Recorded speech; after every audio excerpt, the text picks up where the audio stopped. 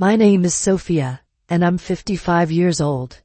I'm going to tell you about the time I spent with my son's friend Nathan. We shared moments in the car, at home, and in places you wouldn't even imagine. Trust me, you'll be shocked. I've been married to Daniel for more than 30 years, and during that time, everything was great. We laughed, shared intimacy, and felt the joy of starting a family. However, as the years went by, Daniel grew distant. He stopped touching me, stopped saying affectionate words, and most of the time, he didn't even notice me. I felt like a ghost in my own home, and the only thing that kept me going was my son Oliver, whose enthusiasm and joy gave me purpose. Recently, something changed. Oliver's best friend, Nathan, who is 23 years old, began to visit more frequently. After a while, I realized that Nathan didn't see me as just another host. The way he looked at me changed, and for the first time in years I felt alive again. He is athletic, charming, and incredibly captivating. At first, his presence reminded me of the energy and excitement I used to feel when I was younger. One evening, when Daniel and Oliver were out of town, Nathan stayed behind and asked if I needed help with anything. We ended up sitting down for coffee and talking, and it turned into one of the most honest conversations I've had in years. I told him everything, how Daniel had become distant, how lonely I felt, and how I was at a loss for what to do.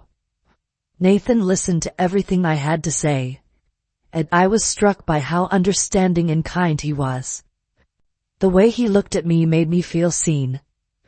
That night Nathan and I spoke for hours, and I opened up to him completely, telling him about the passion and emptiness in my life that I hadn't felt since I was young. The way Nathan listened, the respect and care in his eyes, moved me deeply. He wasn't just a listener. He felt like a friend. But there was a pull between us that went beyond friendship. Nathan slept on the couch that night, and I went to my bedroom.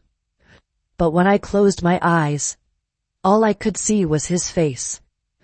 The next morning, as I was making breakfast, Nathan appeared in the kitchen with a warm smile. He said, "Good morning, Sophia.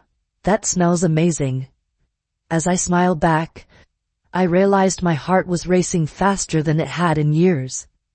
For the next few days, Nathan kept stopping by.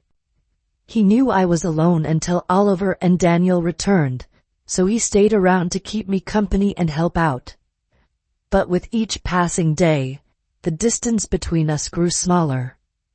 One afternoon, as we sat in the backyard drinking tea, Nathan said, "Sophia, you know I'm really drawn to you, don't you?" I was surprised but also felt a rush of excitement. I didn't know what to say, so I just looked down. Then Nathan reached for my hand and whispered, "You're an incredible woman, and I need you to know that."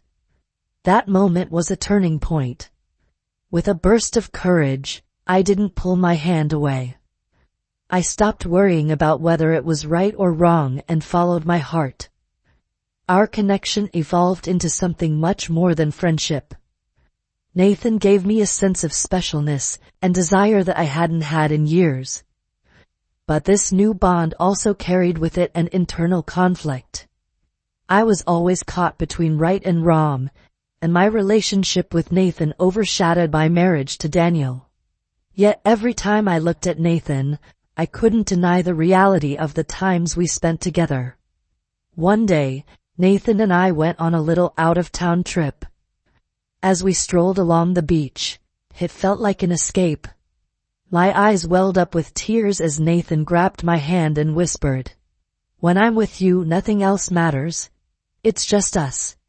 His words brought back memories of how love and care could heal a person. The time we spent together that day at the beach was unforgettable. The light breeze, the soothing sound of the ocean, and the connection between us all felt like I was dreaming. But it was time to head back. As we got in the car and started driving home, I felt a strange sense of calm mixed with excitement. The bond between Nathan and me grew stronger every day. But I was also getting more and more afraid of what would happen if Oliver found out, or if Daniel began to suspect something. At this confusing point in my life, I wasn't sure what to do. Our relationship deepened after that night. Nathan didn't just get physically closer to me. He made me feel like he truly understood me. What happened in the car that day was a turning point for us both. When we got home, Nathan's gaze hadn't changed. He was still looking at me with the same warmth, desire, and admiration.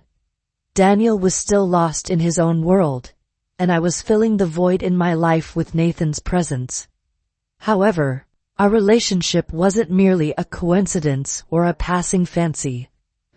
Every time we met, Nathan reminded me of something I had forgotten for years, that it's never too late to feel alive, loved, and desired. Our time together felt like little miracles in the middle of a routine day. His touch and soft words about how special he made me feel weren't just physical attractions, they were indications of a profound connection.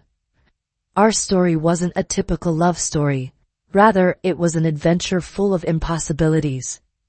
Yes, I don't know where this story is going, but Nathan brought back feelings I had forgotten. We still occasionally meet in secret when Daniel isn't home, and on those nights, I wonder what the future holds. But when morning arrives, I think about how special Nathan makes me feel, and all my fears go away. Maybe I'm not doing the right thing, but for the first time in a long time, I feel like I'm truly alive. In the end, we all live for the feelings we have, and Nathan showed me just how powerful those feelings can be.